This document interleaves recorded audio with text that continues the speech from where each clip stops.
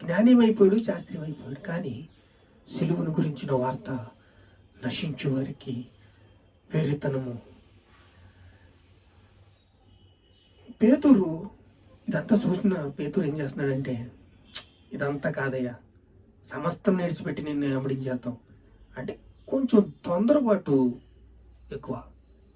కానీ సజీవయాగంగా మిమ్మల్ని మీరు సమర్పించుకోమన్నాడు.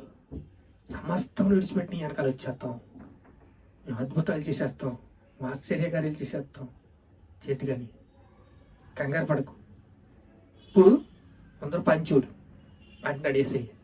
ఇది మనుషులకి అసాధ్యమే, కానీ దేవుడికి సమస్తము సాధ్యమే.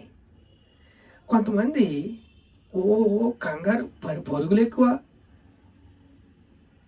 పేతురు నువ్వు పండవి ఏమంటున్నాడు? పేతురుని తక్కువగా చూడలేదు దేవుడు, కానీ పేతురే తన సరిహద్దులు విశాలపరుచుకోలేదు. పౌలు తన సరిహద్దులు విశాలపరుచుకున్నాడు. పౌలు ముందుగా వెళ్ళిపోయాడు, కానీ పేతురు సముద్రం మీద నడిచిన అనుభవం ఉంది. నువ్వు బండవి పేతురు, ఈ బండ మీద నేను సంఘం కడుతున్నాను, ఈ బండ మీద నేను సంఘాన్ని కడుతున్నా, పాతాళాలో ఒక ద్వారములు నిలవనెరవు అన్నాడు. అంటే నా నీతికి ఆధారమగు దేవా.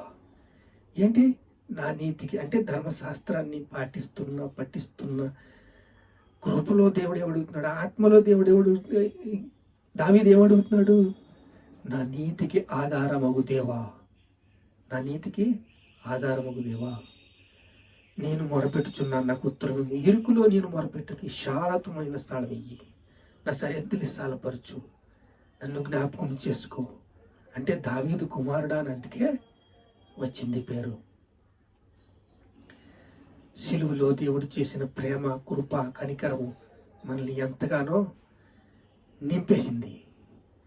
ఆయన చేసిన బలియాగం వల్ల మనకి అద్భుతాలు, ఆశ్చర్యకార్యాలు, కృప, ప్రేమ, దయ, కనికరం అన్నీ కూడా మనకి వచ్చిన. ప్రార్థన చేసుకున్న మహాపరిశుద్ధుడా